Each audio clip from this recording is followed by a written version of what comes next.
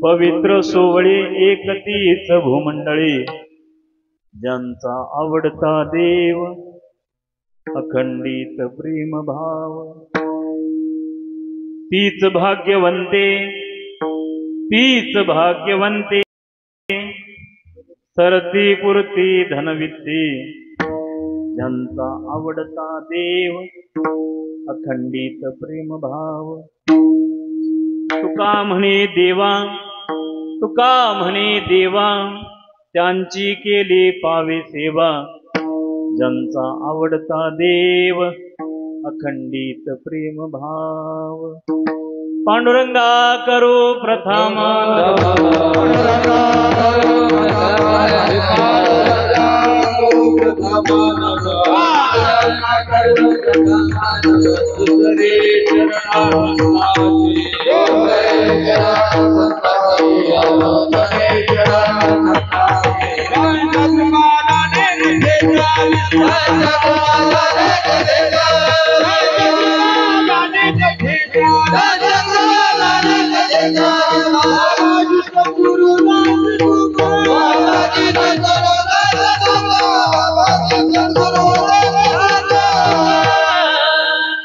पांडुरंगा करू प्रथम नमन दुसरे चरण संतांची, त्यांच्या कृपादानी कथेचा विस्तारू बाबाजी सद्गुरुदास पिता। जयांचे केले स्मरण होय सकळ विद्यांचे अधिकरण, तेची वंदू श्री चरण श्री गुरूंचे ते नमस्कारुणी आता। ज्ञान प्रताप विल सद्वचनामृतैंच अद्वैत भाव पटुता हित बुद्धी रहस्य। ज्ञानेश्वरस्तु भगवान अवतीर्ण एवं श्रीरंगनाथं गुरुराज नमोस्तुभ्यं। श्रीरंगनाथं गुरुराजवर्यं मुमुक्षु ज्ञानदानदानेकदक्षं प्रभावती क्षेत्र निवासिनं तं नमामि वेदांत विदं वरिष्ठं। मस्तक हे पाया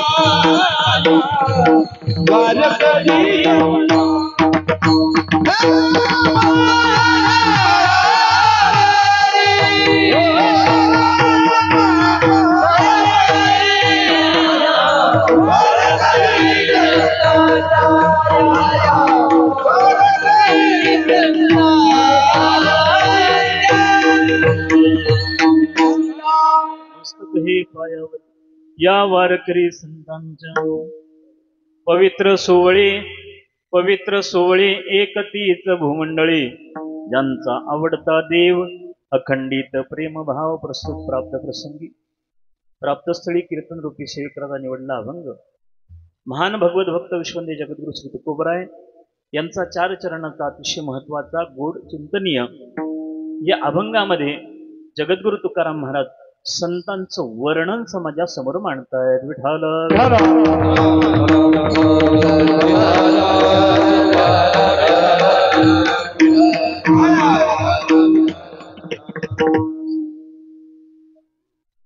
काही परिहार माझ्या दृष्टीने आवश्यक आहे।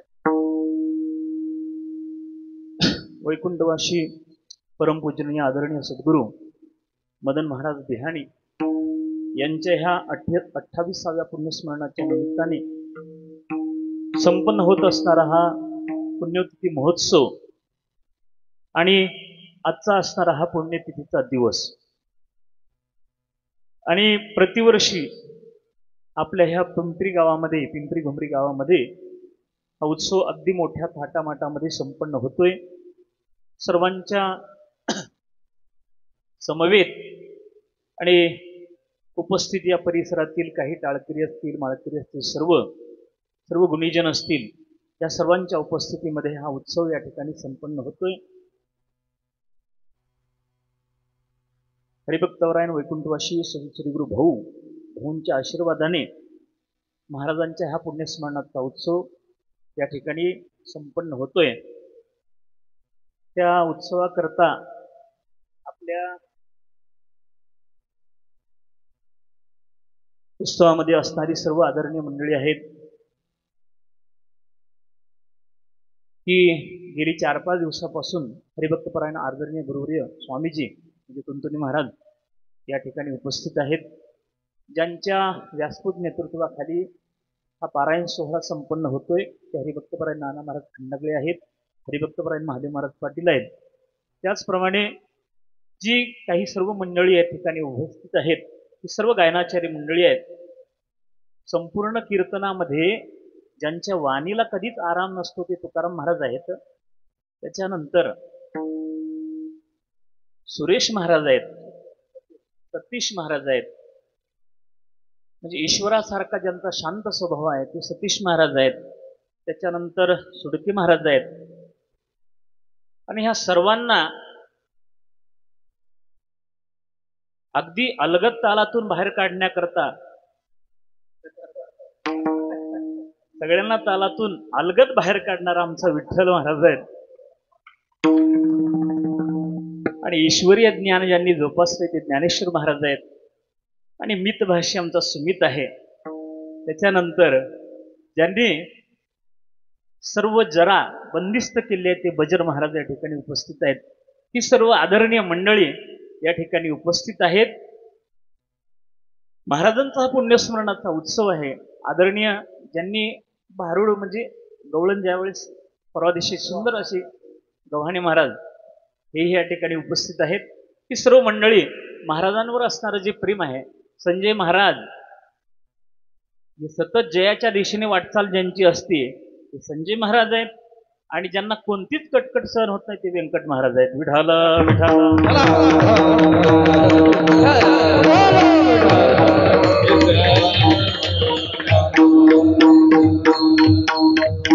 आणि कितीही शोकाचं वातावरण असलं तर जे कधीच शोक करत नाहीत ते आपल्या गावचे अशोक महाराज आहेत। विठाला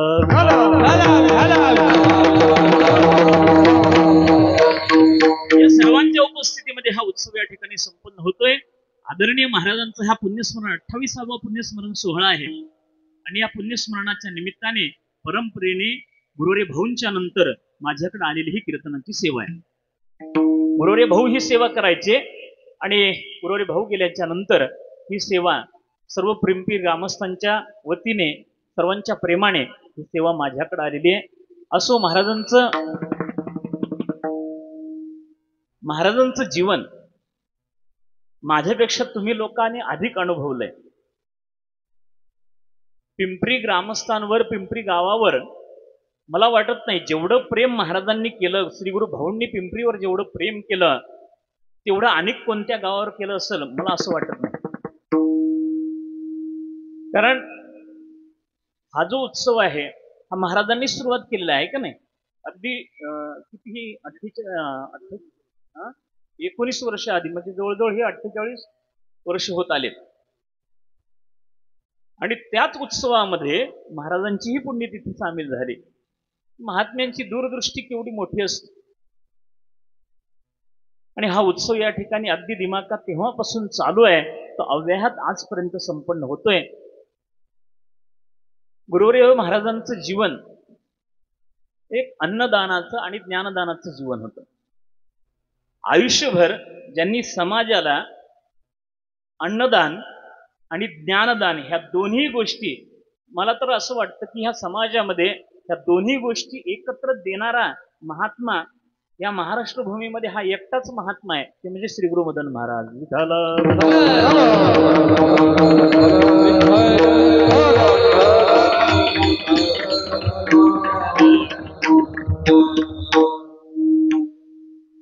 पुण्यस्मरणाचा दिवस आहे, त्याला आपण बघितलं पुण्यस्मरण कशा करता वगैरे काय, हा होकी महाराजांनी बराचसा विषय मांडून गेले. असो, तर त्या पुण्यतिथीच्या निमित्ताने महाराजांच्या सेवेकरता जो अभंग निवडलाय तो जगद्गुरु तुकाराम महाराजांचा आहे. महाराज या अभंगामध्ये संतांचं वर्णन करतात. संतांचं वर्णन महाराज या अभंगामध्ये करतात. शास्त्र आम्हाला सांगतं. मग जगद्गुरु तुकाराम महाराजांना कोणी विचारायला गेलं होतं का? प्रश्न असा निर्माण होतो की महाराज तुम्ही आम्हाला संतांचं वर्णन सांगा, संत कोण आहेत ते सांगा. कोणीही विचारायला गेलं नव्हतं, पण गेलेलं नसताना सुद्धा तुकोबराय संतांचं वर्णन करतात. याचं काहीतरी कारण शास्त्राने आज शोधलं पाहिजे. काहीतरी कारण असलं पाहिजे. कोणतं कारण आहे महाराज? एक सामान्य कारण मी तुमच्या समोर ठेवून जातो. कारण जगद्गुरु तुकाराम महाराजांना माहित होतं की जोपर्यंत जीवाला संत भेटत नाही तोपर्यंत जीवाच्या जीवनामध्ये परिपूर्णता प्राप्त होत नाही, आणि त्याकरता जीवाने संताकडे प्रवृत्त व्हावं एवढ्याच उद्देशाने जगद्गुरु तुकाराम महाराज संतांचं वर्णन करतात.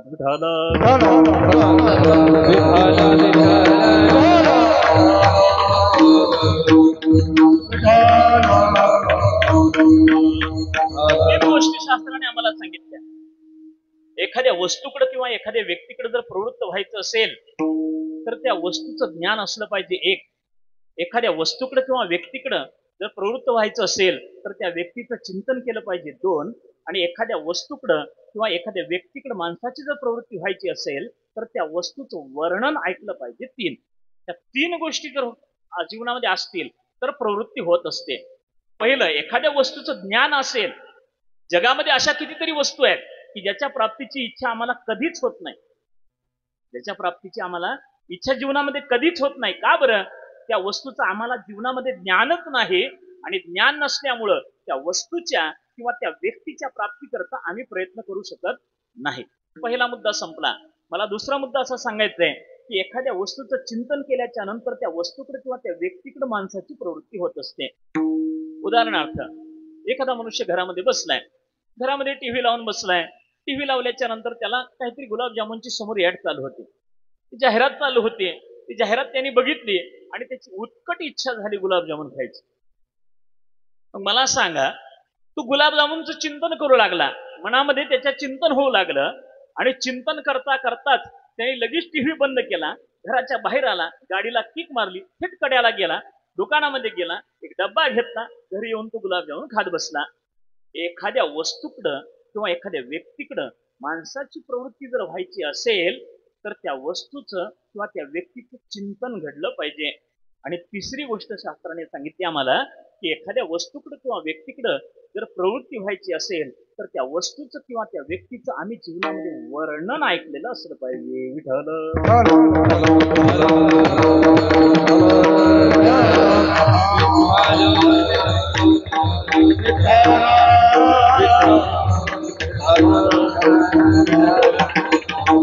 वर्णन करून माणसाला प्रवृत्त केल्या जाऊ शकतं. एखाद्या वस्तूचं वर्णन करून तिकडं प्रवृत्त केल्या जाऊ शकतं. मी साधं उदाहरण आपल्या समोर ठेवतो की ज्या वेळा महाभारताचं युद्ध सुरू व्हायचंय, दोन्ही सैन्य समोरासमोर आले, आणि समोरासमोर आल्याच्या नंतर भगवान श्रीकृष्ण परमात्मा हे कोणाचे सारथी होते? अर्जुनाचे. अर्जुनाने देवाला आज्ञा केली, देवा एक काम करा, रथ दोन्ही सैन्याच्या मध्ये घ्या, सेनयोर उभयोर मध्ये, दोन्ही सैन्याच्या काय करा, मध्ये रथ घ्या. भगवंताने दोन्ही सैन्याच्या मधोमध रथ घेतला, आणि रथ घेतल्याच्या नंतर अर्जुनाने संपूर्ण दोन्ही सैन्यातलं दृश्य टाकायला सुरुवात केली. समोर बघितलं, भीष्माचार्य होते, द्रोणाचार्य होते, ही सगळी मोठी मोठी मंडळी होती. कोणी त्याच्यात कोणी मामा होते, कोणी सासरे होते, कोणी भाऊ होते. हे सगळे अर्जुनाने ज्यावेळेस बघितल्याच्या नंतर अर्जुन गर्भगळीत झाला महाराज. त्याने त्याच्या हातचं धनुष्य निसटून पडलं. गांडीवम संस्त्र ते हसतात त्वक्चय परिदह्यते. ते धनुष्य निष्ठून पडलं आणि निष्ठून पडल्याच्या नंतर मग अर्जुन त्या रथावरून खाली उतरला आणि देवाला विचारू लागला, देवा या सर्वांच्या बरोबर युद्ध करायचं का? देवानं सांगितलं हो, सगळ्यांना मारायचं, द्रोणाचार्याला मारायचं. मी पार्थ द्रोणाचा केला, तिने धनुर्वेद मध्ये दिला. मी पार्थ द्रोणाचा केला आणि मला द्रोणाचार्याने पार्थ बनवलंय, त्याने धनुर्विद्या मला दिली आहे आणि मी त्याला मारायचं. भीष्म पितामह ज्यांच्या मांडी कांद्यावर आम्ही दिवस खेळलोय, लहानपणी खेळलोय, त्या भीष्म पितामहाला मारायचं. भगवंतांनी सांगितलं, अर्जुनाचं सर्व जरी असलं त्या सगळ्यांना तुला मारावंच लागेल, सर्वांना तुला मारावं लागेल. कारण ते अधर्माच्या बाजूने उभे आहेत आणि अधर्माच्या बाजूने उभे असल्यामुळं त्यांना तुला मारावं लागेल. भगवंता होणार नाही. अरे याच्यापेक्षा भीक मागून जगितलं तर काय वाईट आहे? या परीस भिक्षा मागता भली. अर्जुनाचं वाक्य महाराज, अरे देवा यापेक्षा भीक मागून जगितलेलं काय वाईट आहे? वधू करून गोत्रजांचा, या सर्व गोत्रजांचा वध करून तू सापडला हातीचा दूर होशी. भगवंताला सांगितलं, अरे भगवंता, अरे या सर्वांना जर मी मारलं तर तू जो मला सापडलाय योगायोगाने, तू माझ्यापासून दूर निघून जाशील. माझ्या अंतःकरणाच्या पापामुळे तू माझ्यापासून दूर निघून जाशील. आणि मग महाराज अंतःकरणामध्ये करुणा निर्माण झाली अर्जुनाच्या. ज्ञानोबाराने फार गोड वर्णन केलं. तीर्थ मनी गजबज झाली, मग आपैती कृपा आली, तेने अपमाने निघाले वीरवृत्ती. महाराज अंतःकरणामध्ये युद्धाचा प्रसंग आहे, दोन्हीकडून सैन्य लढण्याकरता तयार आहे आणि अर्जुनाने शस्त्र खाली ठेवलं. अंतःकरणामध्ये करुणा निर्माण झाली आणि करुणा निर्माण झाल्यामुळं जी अंतःकरणामध्ये जी वीरवृत्ती होती ना, ती वीरवृत्ती अपमानित झाली आणि ती वीरवृत्तीने अर्जुनाला सोडलं. ती वीरवृत्ती निघून गेली. जे तक अंतःकरण दिले कारुण्यात, तेथ मनी गजबज झाली, आपैसी कृपा आली, त्याने अपमाने निघाली वीरवृत्ती. ज्ञानोबाराने फार गोड उदाहरण दिलं. ज्या उत्तम कुळीच्या होती गुण लावण्याती, या अनिकेतेन साथी. ज्ञानोबाराने उदाहरण दिलं की ज्ञानोबाराय म्हणतात, अरे ज्या उत्तम कुळीची होती, एका व्यक्तीचं लग्न झालं आणि लग्न झाल्याच्या नंतर त्याला अतिशय सुंदर अशी बायको मिळाली, गुणवान आहे, रूपवान आहे आणि उत्तम कुळातली आहे. महाराज ज्ञानोबाराय म्हणतात, त्यांच्या लग्नाला 2 वर्ष पूर्ण झाले आणि 2 वर्ष पूर्ण झाल्याच्या नंतर मला सांगा, तो माणूस जर दुसरी बायको लग्न करून घेऊन घरात आला तर ती पहिली बायको त्या घरात राहील का? ज्ञानोबाराय म्हणतात, ज्या उत्तम कुळीची होती, जी उत्तम कुलातली आहे, ती त्या क्षणाला ती घर सोडून काय होते, निघून जाते. तसं अंतःकरणामधली असणारी वीरवृत्ती एका क्षणामध्ये अर्जुनाला सोडून निघून गेली.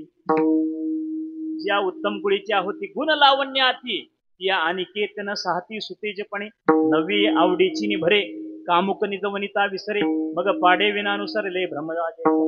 का तपोबळे रुद्धी, पातल्या भ्रंश बुद्धी, तया विरक्तादी सिद्धी आठवेना. ज्ञानोबाराय म्हणतात, एखादा महात्मा आहे, तपस्वी आहे, तो तप करण्याकरता साधना करतोय, वर्षानुवर्ष साधना करतोय आणि साधना केल्याच्या नंतर त्याला सिद्धी प्राप्त झाल्या आणि सिद्धी प्राप्त झाल्याच्या बरोबर मग सिद्धी लावी पिते. सिद्धी ही माणसाला तिथं लावत असते. त्याच्या हातून चमत्कार घडू लागले आणि चमत्कार घडू लागले, तो इतका चमत्कारामध्ये गुंतला की त्याला ती सिद्धी, जे बाकीचं साध्य होतं ते साध्य जीवनामधलं विसरून गेलं. म्हणजे जे मुख्य साध्य होतं ते साध्य बाजूला राहिलं आणि तो सिद्धीच्या मागे लागला. ज्ञानोबाराय सांगतात, कसं आहे, एकदा जीवनामध्ये ती वीरवृत्ती जर असेल तर ती वीरवृत्ती ज्यावेळेस अंतःकरणामध्ये करुणता जर निर्माण होत असेल तर ती वीरवृत्ती राहत नाही. वीरवृत्ती आणि अर्जुनाच्या बाबतीत सत्य राहत तेच घडलं. अर्जुन दोन्ही सैन्याच्या मध्ये उभा आहे आणि उभा असताना अर्जुनाच्या अंतःकरणातली वीररस निघून गेला. अर्जुनाने सांगितलं देवा नाही, यांना मी मारू शकत नाही. तू म्हणशील भीक मागून जग, तर भीक मागून मी खायला तयार आहे, पण ह्याला मारणार नाही. भगवंताला पंचायत झाली, म्हटले आता काय सोंग झालं हे, एवढं मोठं सगळं उभं केलंय, हे अधर्म युद्ध आहे, या सर्व अधर्मीला मारायसाठी एकत्र केलंय, आणि आता काय करायचं. मग महाराज भगवंताने अर्जुनाला युद्धामध्ये प्रवृत्त करण्याकरता तीन गोष्टीचा वापर केला. मला इथं त्या गोष्टी महत्वाच्या आहेत. भगवंताने अर्जुनाला युद्धामध्ये प्रवृत्त करण्याकरता पहिल्यांदा भगवंताने अर्जुनाला भीती दाखवून प्रवृत्त करण्याचा प्रयत्न केला. नंतर अर्जुनाला भगवंताने लालच देऊन प्रयत्न केला, म्हणजे आपल्या आत्ताच्या भाषेत त्याला पैसे देऊन प्रवृत्त करण्याचा प्रयत्न केला. आणि तिसरं कारण शास्त्राने सांगितलं, ज्ञानोबराने सांगितलं की वर्णन करून प्रवृत्त करण्याचा प्रयत्न केला.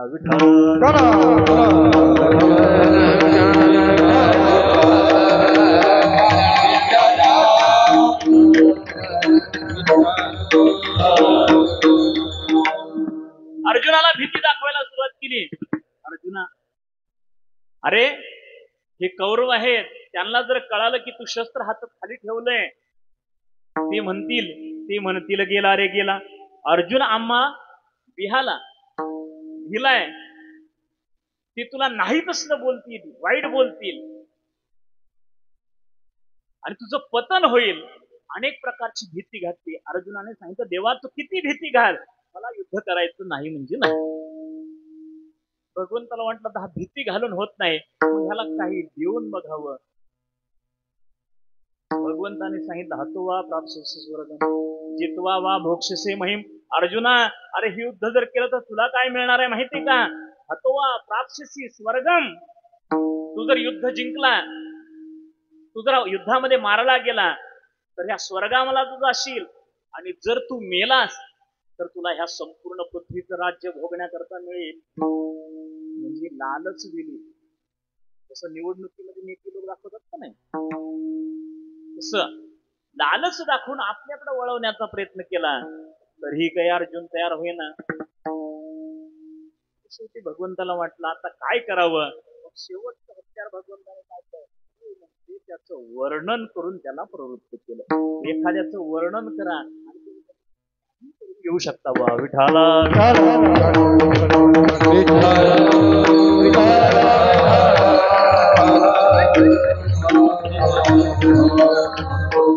गाढवाला गोपाळ शेठ म्हटल्याच्या नंतर तू काही करायला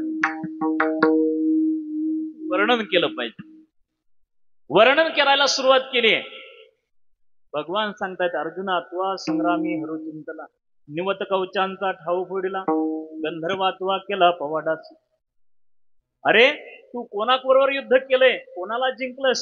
अरे ह्या जगामध्ये महादेवाला तू जिंकलं, देवादिदेव महादेवाला तू जिंकलं. एवढा मोठा श्रेष्ठ आहे. हे सगळे देव दिगंतीचे भूपती, भाट होणी वाखाणती या दचक भाट होणी वा या ऐकल्या दचकती कृतांताधिक. हे सगळे देव तुझं भाटासारखं वर्णन करतात. एवढं तुझं श्रेष्ठपण आहे महाराज. एवढा मोठा श्रेष्ठ असणार अर्जुन. म्हणजे भगवंताने सुद्धा अर्जुनाला प्रवृत्त करायचंय. कुठं प्रवृत्त करायचंय, युद्धाकरता. पण युद्धाकरता प्रवृत्त करण्याकरता भगवंताने जर काय केलं असेल तर अर्जुनाचं वर्णन करून प्रवृत्त केलं. तुकोबारांना माहित होतं की अर्जुनासारख्याला जर वर्णन करून प्रवृत्त करता येऊ शकतं तर समाजालाही संताकडे प्रवृत्त करता येतं. त्यांच्याकरता संतांचं योग्य वर्णन केलं पाहिजे. विठाला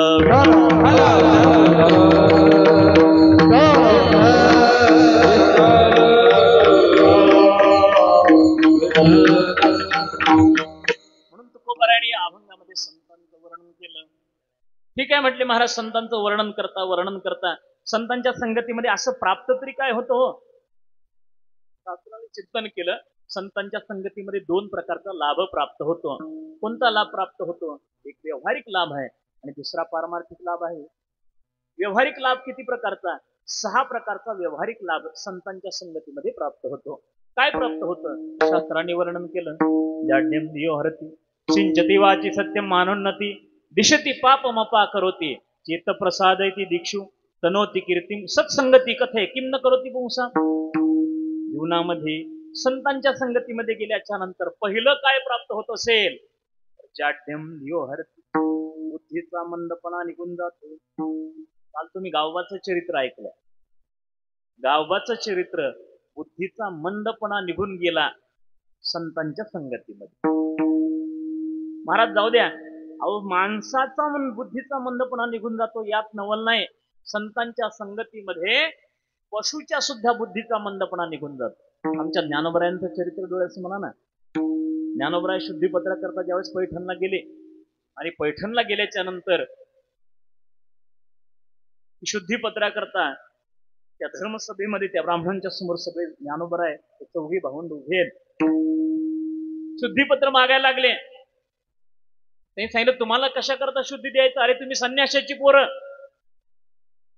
तुमच्या बापाने संन्यास घेऊन पुन्हा लग्न केलंय आणि नंतर तुम्ही झालेली संतती आहे, तुम्हाला कसलं शुद्धीपत्र? ज्ञानोबरायने सांगितलं, अहो आम्ही शुद्धीपत्र एवढ्या करता मागतोय की तुम्ही आणि आम्ही सगळेजण सारखे आहेत. तुमच्या आमच्यामध्ये बदल काय? कारण तुमच्या अंतःकरणामध्ये जे सत्तत्व वास करतंय, जे परमात्मा तत्व वास करतंय, तेच परमात्मा तत्व आमच्या अंतःकरणामध्ये आहे, आमच्या शरीरामध्ये आहे. असं म्हटल्याच्या नंतर त्या पंडितांना राग आला आणि राग आल्याच्या नंतर समोरून एक रेडा जात होता. आपल्याला सगळ्यांना हे चरित्र माहित आहे. त्यांनी बोलवून घेतलं. त्या रेड्याला, या मालकाला बोलवून घेऊन ये म्हणजे रेड्याला. तो रेडा घेऊन आला. रेडा घेऊन त्याला विचारलं, काय रे म्हणते, तुझ्या रेड्याचं नाव काय? त्याने सांगितलं, ज्ञानेश्वर आहे. माझ्या रेड्याचं नाव काय? ज्ञानेश्वर. बघ म्हटले, तुझं त्याचं नाव सारखं आहे, तुला बोलता येतं तसं त्याला बोलता येईल का? ज्ञानोबरायने सांगितलं, का नाही बोलता येणार? मी जर बोलू शकतो, माझा आणि त्याचा आत्मा जर एक आहे आणि मी जर बोलू शकतो, तो रेडा का बोलू शकत नाही? महाराज ज्ञानोबराय गेले, त्या रेड्याच्या मस्तकावर हात ठेवला, ऋग्वेदासारखा वेद म्हणायला सुरुवात केली. तर त्या रेड्याच्या मुखातून ऋग्वेद बाहेर पडला. सर्वात कठीण असणारा वेद हा रेड्याच्या मुखातून बाहेर पडला. जाड्यम धियो हरती, संत संगतीचा लाभ. एक बुद्धीचा मंदपणा निघून जातो. पण महाराज काही काही माणसं इतकी बुद्धी जड असती, त्यांना काहीही केलं तर काही फरक पडत नाही. तुका म्हणे ऐसी बुद्धी ज्याची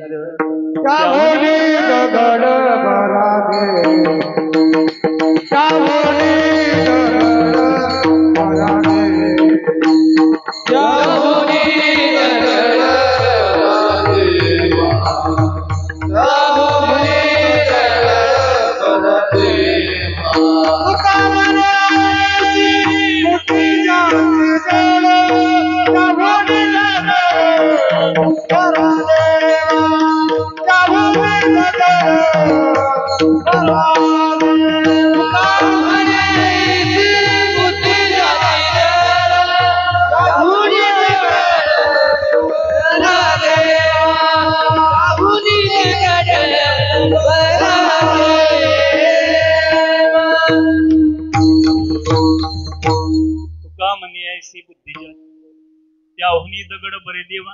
एवढे काही काही जड बुद्धीचे असतात, काहीच त्यांना मिळत बसत नाही. तुम्ही काही सांगा, आम्हाला संस्थेमध्ये हा लय अनुभव येतो.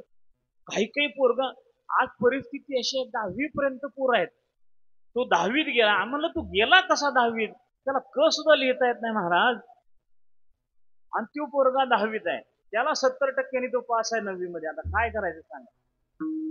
इतके मंद बुद्धीचे असतात, इतके बंद. आमच्या एक राधेश्याम म्हणून पोरगा होता.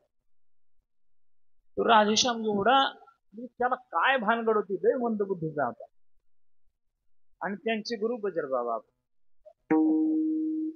काय शिकवायचं होतं माहिती आहे का त्याला? त्याला संहिता द्यायची होती राधेश्यामला. त्याला हा श्लोक शिकवायचा होता, मसंग शस्त्रेन दृढेन छित्वा. मसंग शस्त्रेन दृढेन छित्वा. मग बजरबा त्याला शिकवायचे, हा म्हण मसंग शस्त्रेन. ते म्हणायचा मसंग शस्त्रेन. म्हणजे अरे तसं नाही राधेश्याम, मसंग शस्त्रेन. तो म्हणायचा मसंग शस्त्रेन.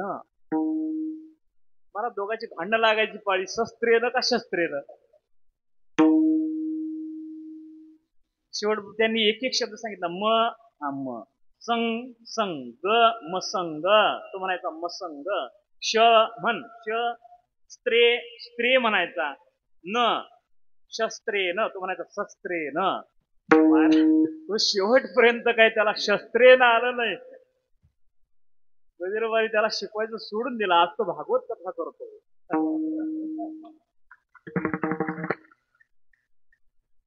त्याला श्लोक सुद्धा जमला नाही, तो भागवत कथा करतो. त्याला मसंग शस्त्रेनं जमलं नाही.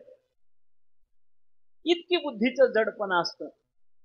अशी जरी बुद्धीची जड असले तरी संतांच्या संगतीमध्ये त्यांचा उद्धार झाल्याशिवाय राहत नाही. त्यांच्या बुद्धीचा मंद मस्त जाड्यम दिवहरती सिंचती वाची सत्यम. वाणीमध्ये सत्य असणाऱ्या परमात्म्याचं नाम आविष्कारित होतं. कारण या जगतामध्ये जर सत्य वस्तू कोणती असेल तर फक्त आणि फक्त परमात्म्याचं नाम, म्हणजे परमात्मा आणि परमात्म्याचं नाम. शास्त्र सांगतं, मला संत वाङ्मय सांगतं, सत्य तो सत्य तो सत्य तो विठ्ठला,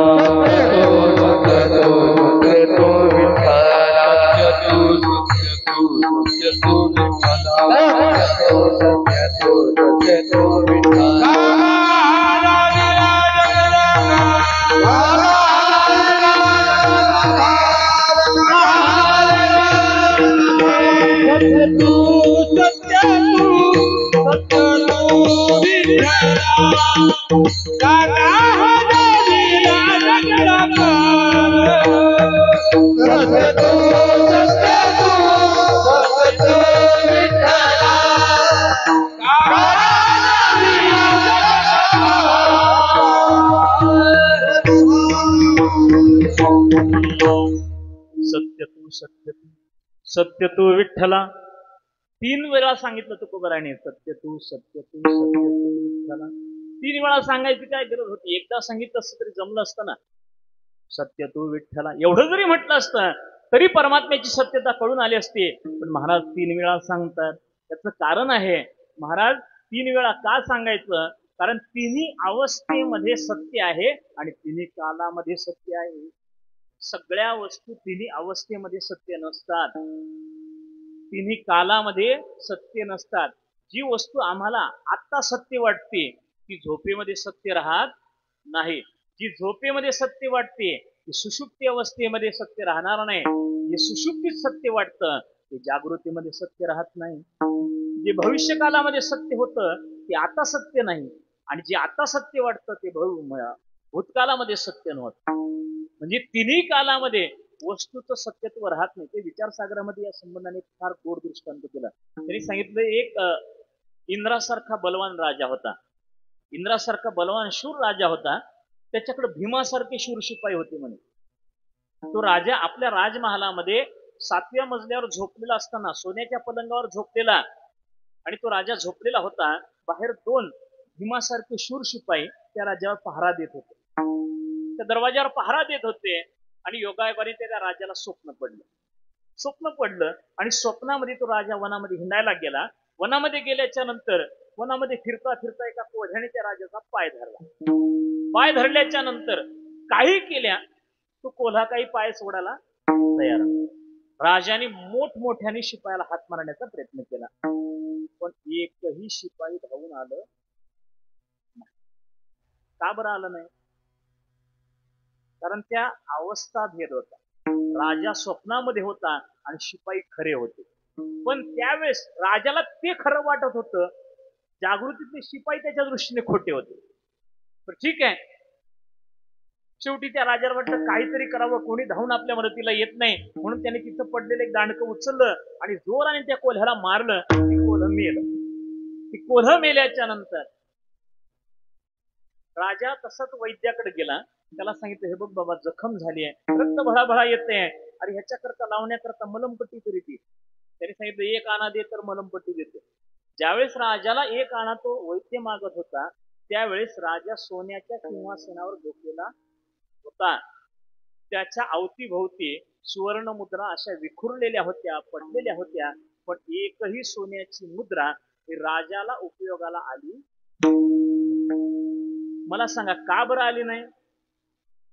कारण ती अवस्था भिन्न आहे. ती जी सोन्याच्या मुद्रा होत्या, त्या जागृत अवस्थेमध्ये सत्य होत्या, स्वप्नामध्ये त्या सत्य राहत नाही. आम्ही किती जरी आमची संपत्ती असली तर स्वप्नामध्ये ज्यावेळेस आम्ही जातो ती संपत्ती आम्हाला मिथ्या होऊन जाते, खोटी होऊन जाते.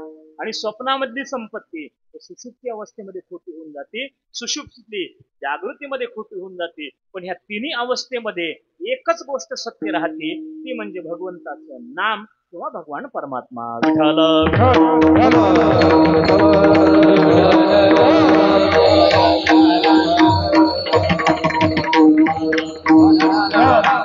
अशा सत्य स्वरूप असणाऱ्या परमात्म्याचं नामस्मरण कोणाच्या संगतीमध्ये घडतं.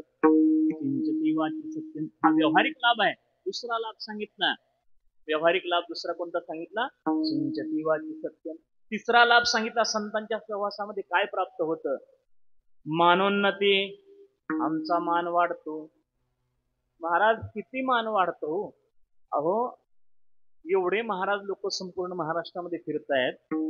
मला सांगा, संतांचा प्रत्यक्ष स्पर्श नाही, फक्त संत वाङ्मयाचा स्पर्श आहे, तरी सुद्धा त्यांना हा सन्मान समाज देतोय. मला सांगा, प्रत्यक्ष संतांचा ज्यावेळेस स्पर्श मानवी जीवनाला होईल त्यावेळेस काय होत असेल?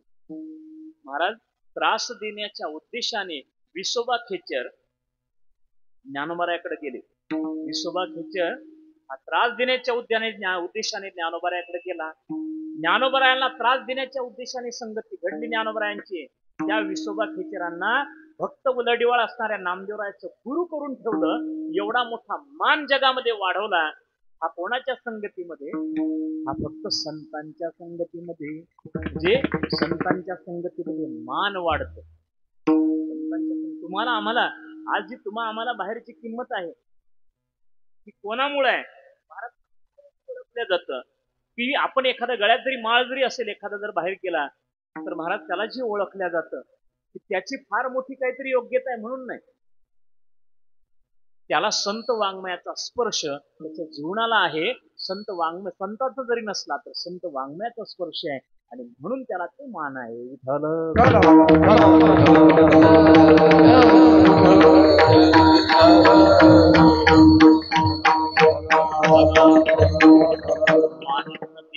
तिसरा लाभ सांगितला मानोन्नती.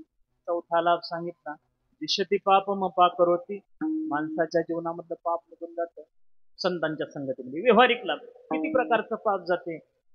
शास्त्राने सांगितलं 9 प्रकारचं पाप निघून जातं. कोणतं कोणतं पाप आहे? एक, पहिलं पाप आहे प्रकीर्णक पातक. दुसरं आहे जातीभ्रंशकर पातक. तिसरं आहे संकरीकरण पातक. चौथा आहे मलिनीकरण पातक. पाचवा आहे अपात्रीकरण पातक. सहावा आहे अतिपातक उपपातक. सातवा आहे महापातक. आठवा आहे अनुपातक आणि 9वा आहे अतिपातक. हे 9 प्रकारचे पाप ज्याच्या करता शास्त्राने स्वतंत्र दंड सांगितला, ते 9ही प्रकारचे पाप निघून जातात. पहिलं आहे प्रकीर्णक पातक. प्रकीर्णक पातक म्हणजे कोणतं? एखादा वयाने ज्येष्ठ असेल,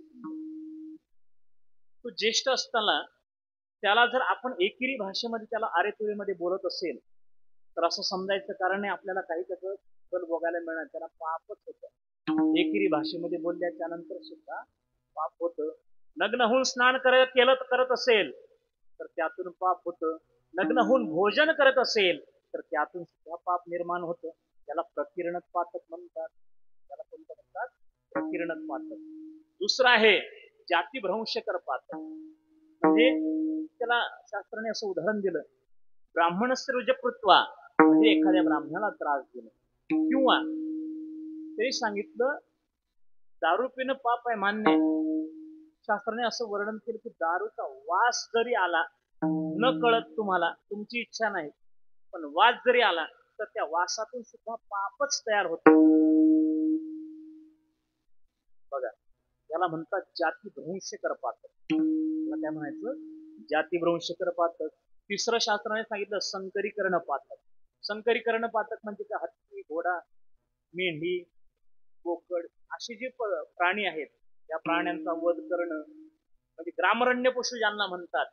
ग्रामरण्यानाम हिंसनम संकरीकरणम पातक. याला संकरीकरण पातक म्हणतात. ग्रामरण्य म्हणजे गावात राहणारे जे पशु आहेत त्यांना नष्ट करणं, त्यांचा नाश करणं, त्यांना कापणं, यापासून निर्माण होणार त्याला संकरीकरण पातक म्हणतात. पाचवा आहे अपात्रीकरण पातक. अपात्रीकरण पातक म्हणजे कोणतं?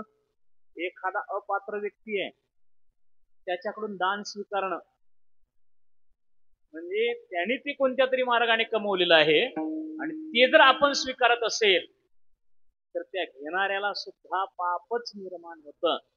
त्याला म्हणतात अपात्रीकरण पातक. त्याच्यानंतर सांगितलं पुढं उपपातक. उपपातक म्हणजे उपपातकामध्ये 47 प्रकार आहेत. म्हणजे त्याच्यामध्ये गायीची हत्या करणं, त्याच्यानंतर संन्यस्त धर्माचं आचरण करत असताना, म्हणजे ब्रह्मचर्य व्रताचं आचरण करत असताना परस्त्रीकडे वाईट दृष्टी ठेवणं, याला उपपातकामध्ये हे पाप येतात. असे 47 प्रकारचे पाप शास्त्राने सांगितले, असदभक्ष्य वगैरे. त्याच्यानंतर पुढं आहे महापातक, म्हणजे ब्रह्महत्या, सुरापानम, स्त्रियम, गुरुवंगना, महंती पातकान्याहु संसर्गाश्चापित, हे सगळे पाप. त्याच्यानंतर पुढे गेलं अनुपातक. जे अनुपातक म्हणजे तुम्ही आम्ही रोज करतो आणि असं बरे लोट करतो. अनुपातक तिथं असा कोणीच नाही की जो अनुपातक करत नाही. म्हणजे अगदी कीर्तनकारासहित सगळेच त्या पापामध्ये येतात, अनुपातक होतात. अनुपातक म्हणजे काय? सूर्योदयापूर्वी न उठणं. तुम्ही समजायचं काही कारण नाही, आम्ही सूर्योदय झोपलेलो असतो. महाराज त्यांनी पापच होतं शास्त्राने सांगितलं. सूर्योदयापूर्वी जर उठत नसेल त्यातून पाप जन्माला येतं. सूर्यास्ताच्या वेळेला जर झोपलेला राहत असेल त्यातून पाप निर्माण होतं. आणि एक सांगितलं की दिवसा जर कोणी झोपत असेल, बघा पापाचा विचार किती सूक्ष्म आहे. लोक उगच नाही महाराज तुका महिमे पापी येती रोगाचे रूपे, माणसं म्हणतात आम्ही पापच केलं नाही, रोग कसे आलेत? अरे हे पाप रोज करतोय ना आम्ही, जे न दिसणारे पाप आहेत. दिवसा झोपल्याने सुद्धा शास्त्राने सांगितलं पाप तयार होतं, याला अनुपातक म्हणतात. आणि शेवटचं सांगितलं अतिपातक. अतिपातक म्हणजे कोणतं? आपली आई, आपली बहीण, आपली मुलगी, आपली सून किंवा तत्समान असणाऱ्या वयाच्या स्त्रिया यांच्या ठिकाणी ठेवलेली जी कुदृष्टी, त्या कुदृष्टीतून जे निर्माण होतं त्याला म्हणायचं अतिपातक. असे जे 9 प्रकारचं हे पाप शास्त्राने सांगितलं. तर हे सर्व पाप याच्याकरता गंमत सूचना हो, या सर्व पापाकरता वेगवेगळा दंड शास्त्राने सांगितला. पण हे सगळे पाप एका संतांच्या संगतीमध्ये नवे नवे संतांच्या जपामध्ये तुका भरणे पापे, तुका भरणे पापे, तुका भरणे पापे, तुका भरणे पापे,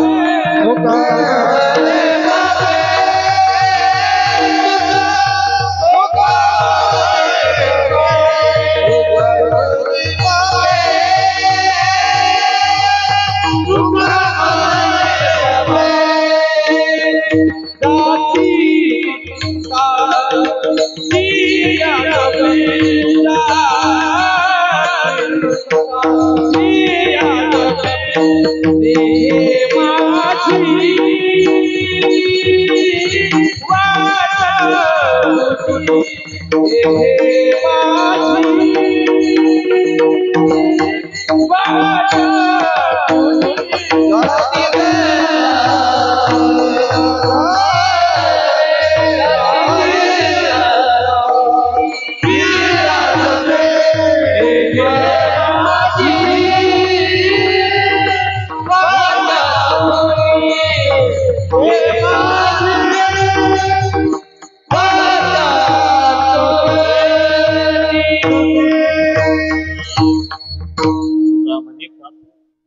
जाती संतांची जपे, ही पाप संतांच्या जपामध्ये, संतांच्या संगतीमध्ये, म्हणजे ज्या पापा करता एक वेगवेगळं शास्त्राने दंड सांगितला.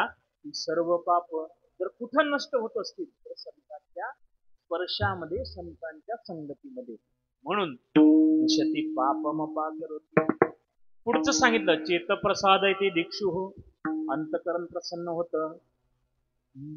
चित्तसेहि प्रसादेन हंति कर्म शुभाशुभम प्रसन्नात्मात्मनि स्थित्वा सुखमक्षेम अंतकरण प्रसन्न होतं. संतांच्या अंतकरण प्रसन्न होतं, अंतकरण शुद्ध होतं. मग एकदा ती अंतकरणाची शुद्धता झाली मग भगवंताला सांगावं लागत नाही. योनी गोपाळ राहे देवे, योनी गोपाळ राहे देवे, योनी गोपाळ राहे देवे, योनी गोपाळ. हे तुका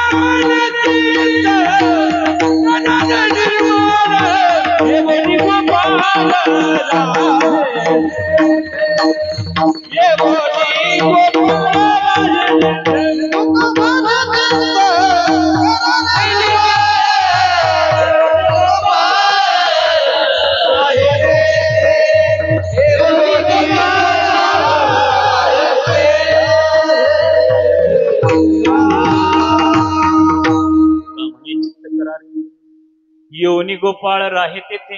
चित्त शुद्ध झालं की मग भगवंताला सांगावं लागत नाही. चित्त पुण्यवान झालं मग भगवंताला सांगावं लागत नाही. मग तो भगवान परमात्मा त्या अंतकरणामध्ये येऊन राहतो. महाराज तो भगवंत येऊन राहतो हो, ते चित्त शुद्ध होतं हो. संतांचा सहवास त्याच्याकरता लाभला पाहिजे, पण तो सहवास लाभण्याकरता आमचं जीवन वारकरी असलं पाहिजे, आम्ही वारकरी असलो पाहिजे.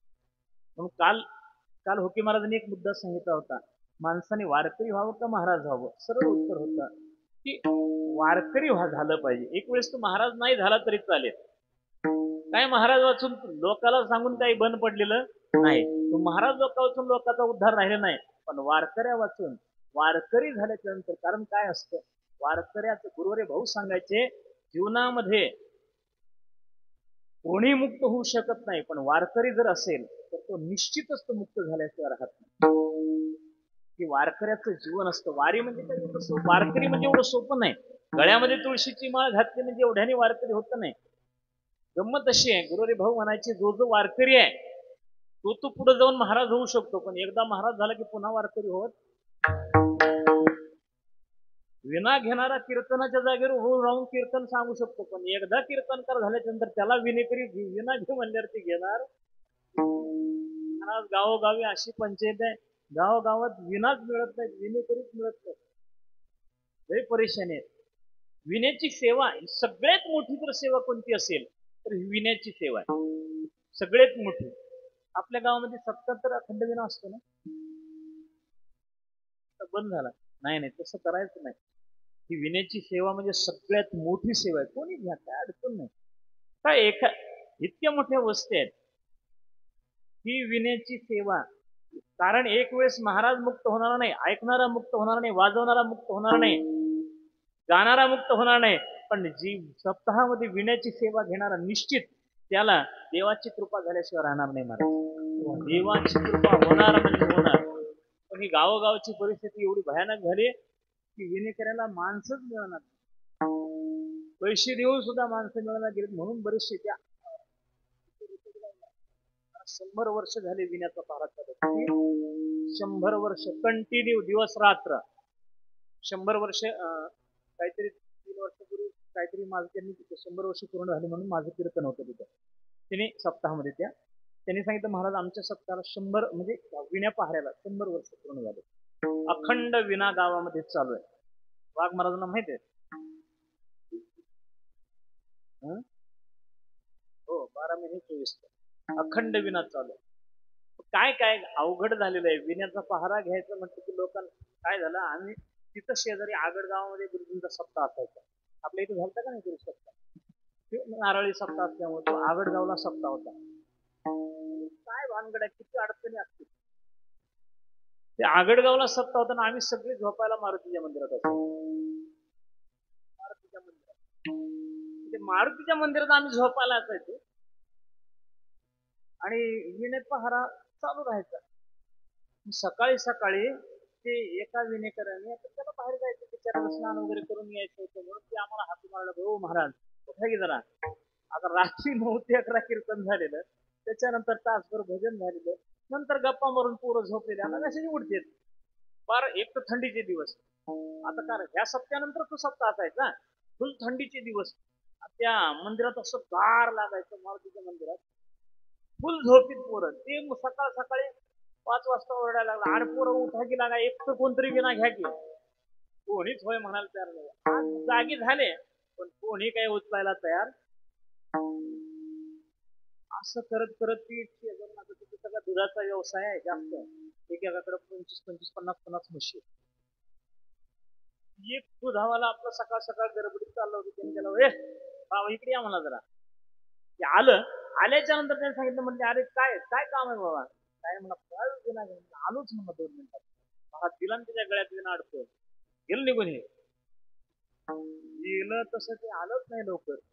हे हाका मारते, हे आम्हाला हाका मारते. बरोबर महाराज उठा की राव, विना घ्या की म्हणला, मला धारा काढायला जायचंय म्हणला. आता कोण कशाला उठतंय, आणि किती विना करायचं घ्यायचं म्हणजे कोण कशाला उठाल विना घ्यायला? उठच ना कोणी. काय करावं तू कंटाळलं. त्याने काय नाही, ती मारुतीचं मंदिर सरळ घेतला, मारमा विमान मारून त्या गड्यात अडकून धाराला निघून गेला महाराज. भाऊजी आले सकाळ सकाळ. महाराज काठी भाऊची त्याची काठी होती त्यावेळेस. आम्ही सगळे अशी त्या मंदिराच्या साईडला झोपलेलो. महाराज भाऊ आले. भाऊंची बघितला का विना त्या मारुतीच्या गळ्यात. हे खाण्याला सुरुवात केली जोडायला. त्यांना आतून फिरवून काट्या टाकायची. ही परिस्थिती आहे. म्हणजे एकदा माणसाला महाराज झाला की तो पुन्हा त्याला वारकरी होऊस वाटत नाही. पण वारकऱ्याला जी मुक्ती आहे, महाराजाला नाही. महाराज विठाल.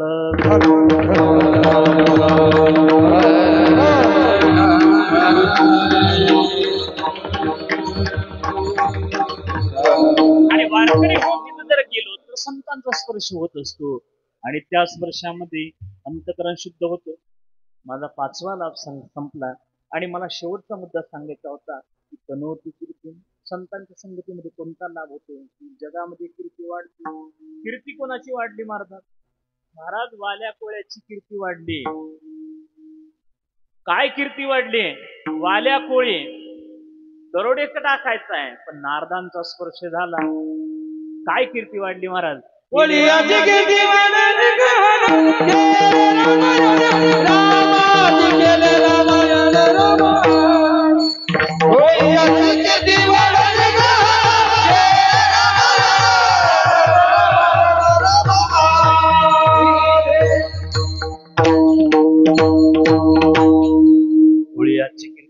का? केले रामायण रामादी. म्हणजे कीर्ती किती वाढली महाराज? 14ही भुवनामध्ये, म्हणजे अतल, वितल, सुतल, तलातल, महातल आणि पाताळ, हे 7 भुवन खाली, आणि 7 भुवन वर. गुरुलोक, भूरलोक, स्वरलोक, महरलोक, जनलोक, तपोलोक आणि सत्यलोक, हे 7 भुवन वर. अशी 14 भुवनामध्ये वाल्या कोळ्याची कीर्ती पसरली. म्हणजे कीर्ती कोणाची वाढली? तनोती कीर्तीम. शेवटचा मुद्दा सांगितला. म्हणजे पहिला मुद्दा काय होता? बुद्धीचा मंदपणा निघून जातो. दुसरे सांगितले होते की वाणीमध्ये सत्य असणाऱ्या परमात्म्याचं नाम प्रगट होतं. तिसरा मुद्दा होता की संतांच्या संगतीमध्ये मान वाढतो. चौथा मुद्दा होता पाप निघून जातं. आणि 5वा मुद्दा होता अंतःकरण शुद्ध होतं. आणि 6वा मुद्दा होता की जगामध्ये कीर्ती वाढते. या 6 गोष्टी हा व्यावहारिक लाभ संतांच्या सहवासामध्ये प्राप्त होतो. विठाल.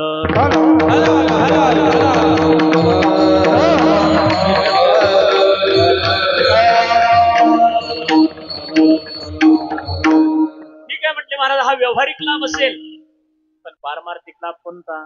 पारमार्थिक लाभ एकच आहे, अज्ञान निवृत्ती. कारण संतांचं लक्षणशास्त्राने सांगितलं, यद ज्ञानम सदत्वेन प्रतीयते तस्य बाधाः येहि भक्त्या क्रियते ते संतः. माणसाच्या जीवनामध्ये प्रतीतीला येणार अज्ञान, त्या अज्ञानाचा करताचे अंत, त्याला म्हणावं संत. कारण ती अज्ञान दुःखाला कारण होत असतं. सुखदुःखाला कारण शरीर, शरीराला कारण पाप पुण्य, पाप पुण्याला कारण रागद्वेष, रागद्वेषाला कारण अनुकूल प्रतिकूल ज्ञान, अनुकूल प्रतिकूल ज्ञानाला कारण भेदज्ञान, भेदज्ञानाला कारण आत्मस्वरूपाचं अज्ञान. जोपर्यंत अज्ञान आहे तोपर्यंत माणसामध्ये भेदबुद्धी राहणार. जोपर्यंत भेदबुद्धी आहे तोपर्यंत रागद्वेष राहणार, राग आणि द्वेष राहणार. आणि जोपर्यंत राग आणि द्वेष आहेत तोपर्यंत पाप पुण्य होत राहणार. जोपर्यंत पाप पुण्य आहे तोपर्यंत शरीराचं येणं जाणं राहणार. आणि जोपर्यंत शरीराचं येणं जाणं आहे तोपर्यंत दुःख राहणार आहे. हे दुःख जायचं असेल तर ही परंपरा नष्ट झाली पाहिजे. ती परंपरा जाणं म्हणजे अज्ञान नष्ट होणं, आणि ती अज्ञान जर कुठं जात असेल तर संतांच्या सहवासामध्ये निघून जातं. संतांच्या सहवासामध्ये ते अज्ञान निघून जाऊन माणसाला आत्मस्वरूपाचं ज्ञान होतं. म्हणून महान ज्ञानोबाराने सांगितलं, इथं आल्याच्या नंतर आम्ही हेच गोष्ट केली पाहिजे. आहे मी हा कोण करावा विचार मने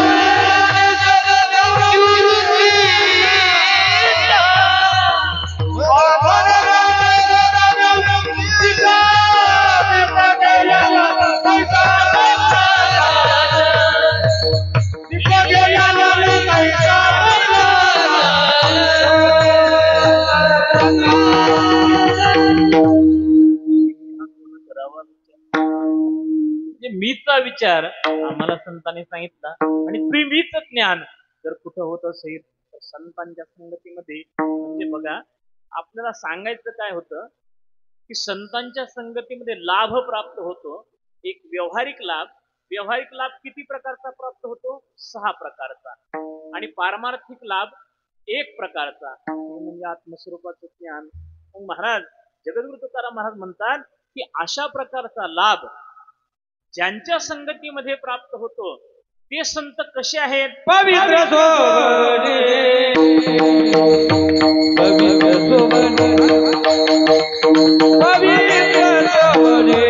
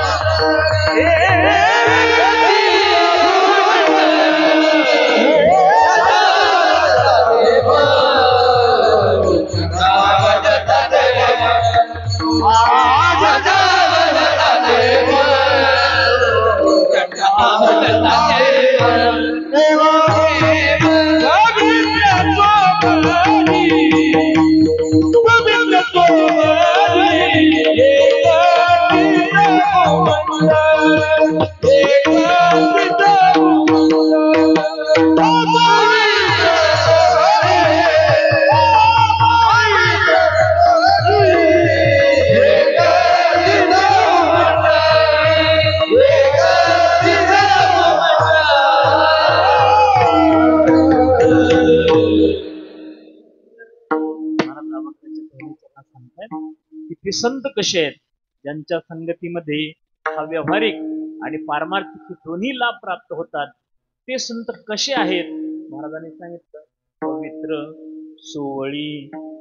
ते पवित्र आहेत आणि सोवळे आहेत. जे जे या जगामध्ये पवित्र आहेत आणि सोवळे आहेत तेच खरे संत आहेत. जे पवित्र आहेत आणि सोवळे आहेत, सोवळं म्हणजे शुद्ध आहे. जे पवित्र आहेत त्या जगतामध्ये काही गोष्टी पवित्रही नाही आणि शुद्धही नाही. काही पवित्र आहे पण शुद्ध नाही, काही पवित्र नाही पण शुद्ध आहे, काही पवित्रही नाही आणि शुद्धही नाही. काही गोष्टी पवित्रही नाही आणि शुद्धही नाही, पवित्रही नाही आणि शुद्धही नाही. कोणतं हॉटेलमधलं जेवण पवित्रही नाही आणि शुद्धतेचा काही संबंधच नाही. महाराज, आता आम्ही ते चातुर्मासात अन्नदान असतं, त्या अन्नदानाच्या निमित्ताने आम्हाला सारखं बाजारामध्ये मला आत्ता जाण्याचा प्रसंग यायला लागला. परंतु जास्त सामान आणावं लागतं त्यामुळे सारखं जावं लागतं. ते प्रत्येक बाजारात गेल्याच्या नंतर त्या व्यापाऱ्याने बघा तिथं माती पाणी गळते, सगळे एका कॅरेट मध्ये जमा करून ठेवले. मी आता नेहमी जाण्यामुळे ती ओळख झाली ना त्यांची. दादा ही एवढं कशाला खराब फेकून का देत नाही, ही एवढं कशाला गोळा करून ठेवलं एवढे टमाटे. म्हणलं हे कामच आहे महाराज. म्हणजे काय कामाचं आहे, फेकून द्यायचं, आळ्या दिसायला खानवाशाला मरणाचा. अहो म्हणला हे रोज तुम्ही खाताय राव म्हणला. हा आम्ही खातोय म्हणजे अहो म्हणला पावभाजी करता हेच जात आहे म्हणलं आमचं. बापरे, ते सडलेले ते बटाटे फार त्याच्यात आळ्या झालेल्या, मस्त त्याची रगडून रगडून आळ्या गिळ्या सगळ्या रगडून त्याची पावभाजी, त्या 60 रुपये प्लेट.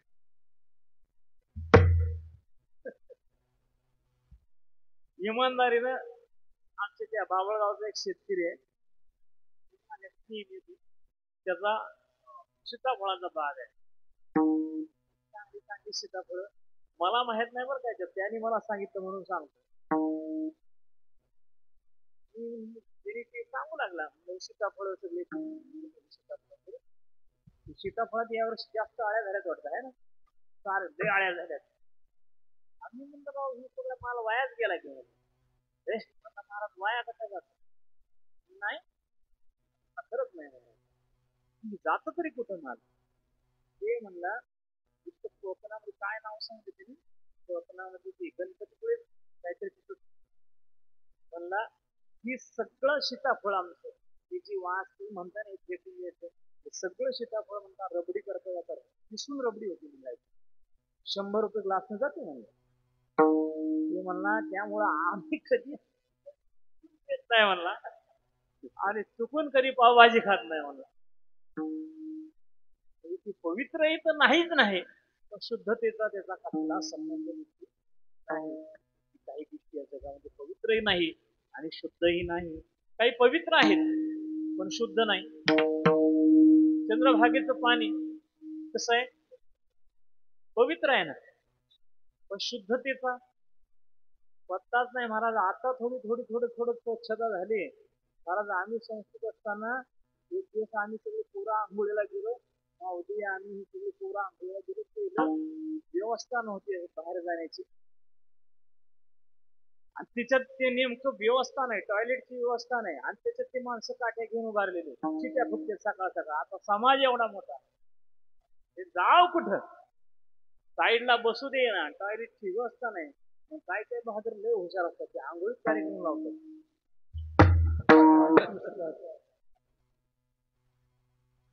चंद्रभागेला आंघोळीचाच कार्यक्रम, आणि तशात हे आम्ही सगळे आंघोळी गेले, माऊली पुढे गेलेला आंघोळ करते, आंघोळ बिंघोळ झाली. सूर्याला बाबा त्यांनी अर्घ्य देण्याकरता पाणी,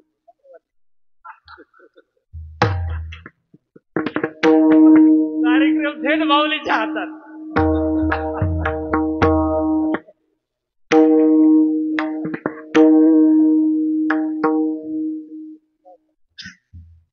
शुद्धतेचा संबंध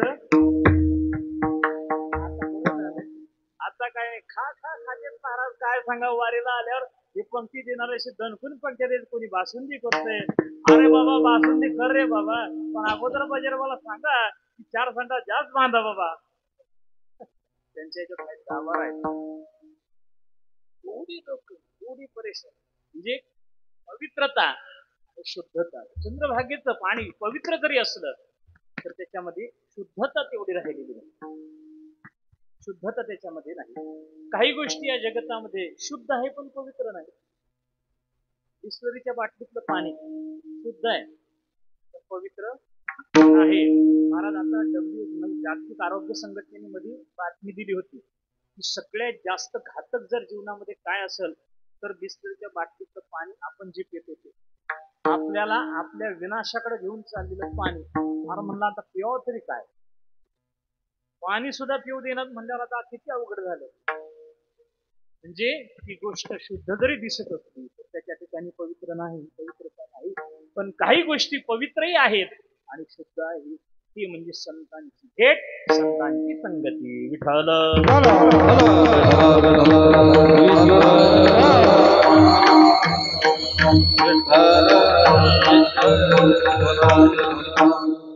पवित्र असतात आणि शुद्धही आहेत. कोण आहे? संत आहे. त्या पवित्रतेचे गुरुवरे भाऊ फार गोड वर्णन करायचे. ते म्हणायचे पवित्रता 6 प्रकारची पवित्रता त्यांनी सांगितली. काही गोष्टी कालतः पवित्र असतात, काही कालामध्ये पवित्र असतात, नंतर काल निघून गेल्याच्या नंतर त्या इतर काळात त्या पवित्र नसतात. गुरुवरे भाऊ सांगायचे की जीवनतत्व वच्छेदेन, गोनिष्ठ, आधेता निरूपित, अधिकरणता आश्रयत्व, कालतः पवित्रत्व. गाय पवित्र आहे, गाय पवित्र आहे. पण केव्हा पवित्र आहे? जिवंत असताना. मेल्याच्या नंतर तिचं कातडं तिला चालत नाही. जिवंतत्व वच्छेदेन, गोनिष्ठ, आधेता निरूपित, कालतः पवित्रत्व. त्याच्यानंतर दुसरं पवित्र. काही गोष्टी देशाने पवित्र आहे. देशामध्ये जागे. आमची भारतभूमी ही देशाने पवित्र आहे, जागेने पवित्र आहे का? गुरुवरे भाऊ सांगायचे, ते म्हणायचे संतत्व अवच्छिन्न, गंगादी नद्यादी अवच्छिन्न सते, भगवादी ऋषी अवच्छिन्न, देशनिष्ठ आधेता निरूपित, अधिकरणता आश्रयत्व, देशतः पवित्रत्व. का बरं हा देश पवित्र आहे? तर या देशामध्ये गंगेसारख्या नद्या आहेत, या देशामध्ये भृगवादीसारखे ऋषी आहेत, या देशामध्ये माझे ज्ञानोबराय तुकोबरायांसारखे महात्मे, मदन महाराजांसारखे, श्री गुरु भाऊंसारखे महात्मे या देशामध्ये होऊन गेलेत. म्हणून हा देश पवित्र आहे. हा देश पवित्र का? इथं महात्मे जन्माला आले महाराज. की गुरुवरे भाऊ सांगायचे की जे जे गुरु असतात ते संत असतील असं नाही. जे गुरु असतात, गुरु आणि संत यामध्ये फरक आहे बरं का. माणसाला गुरु भेटेल, संत भेटणं फार अवघड आहे. हा, जे जे संत असतात ते गुरु असतात, पण जे गुरु असतात ते संत असतील असं नाही. दोघांमधला फरक काय? श्री गुरु भाऊ सांगायचे, गुरुकडं तत्व उपदेशकत्व आहे आणि संताकडं तत्व उपदेशकत्व सती जगदुद्धारकत्व, या 2 गोष्टी आहे. म्हणजे संताकडं एक ज्ञानाचाही उपदेश करतात आणि जगाचा उद्धारही करतात. गुरुवरे महाराज हे नुसते हे नाहीत, साधू नाहीत, तर ते संत आहेत. म्हणजे कुठं महाराज नाहीत ते, तर ते संत आहे. मला ही गोष्ट सिद्ध करायची. का बरं? महाराजांच्या ठिकाणी नुसतं तत्व उपदेशकत्व नाही, ते नुसते तुमचे आमचे गुरु नाहीत. श्री गुरु भाऊ असतील, गुरुवरे महाराज असतील, ते नुसते गुरु नाहीत महाराज. का बरं? अरे त्यांनी ज्ञानाचा उपदेश केलाच केला, पण ज्ञानाच्या उपदेशाबरोबर तुमचा आमचा उद्धारही केला, म्हणून ते संत आहेत. विठाल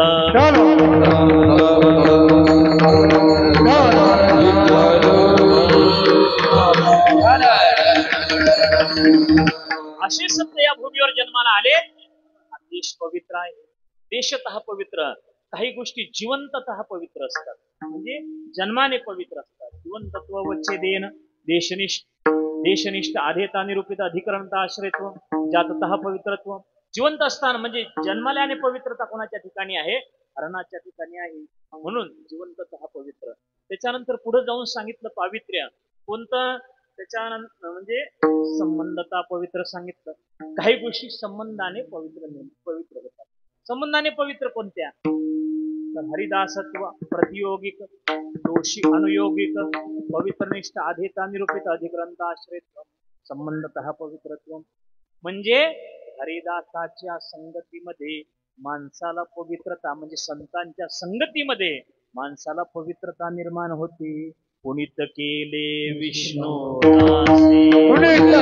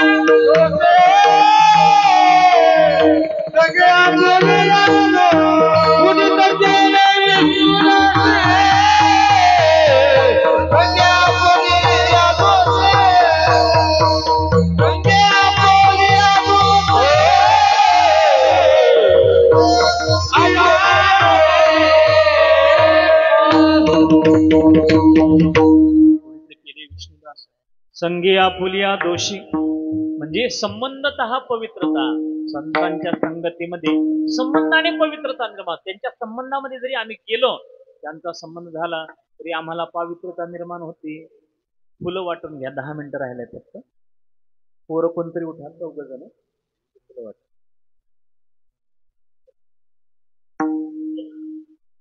आणि बाकीचे फक्त शांत बसा. एक 5-7 मिनिटं राहिलेत, तोपर्यंत आपण आपल्या अभंगाचं चिंतन संपवू. बोलू नका, शांत राहा. संतांच्या संगतीमध्ये पावित्र्यतेला होतो म्हणून संबंधात हा पवित्र. म्हणून जगद्गुरु तुकाराम महाराज म्हणतात पवित्र. ते संत कसे आहेत? पवित्र आहे. आणि दुसरं सांगितलं सोवळे. संत कसे आहेत? सोवळे म्हणजे शुद्ध आहेत. सोळ म्हणजे काय? शुद्ध. आता सोळ कशाला म्हणायचं? शुद्ध कोणाला म्हणायचं? गुरुरे भाऊ सांगायचे, ते म्हणायचे, आमचे गुरुजी असं सांगायचे की 16 2 प्रकारचं आहे. एक आबा बोल नका, वाटते ते बरोबर बोल नका कोण. 16 म्हणजे 2 प्रकारचं सांगायचं. ते सांगायचे एक 16 कोणाला म्हणायचं तर अनसूट 16 आणि दुसरं पनसूट 16. अनसूट कोणाला म्हणायचं आणि पनसूट कोणाला म्हणायचं?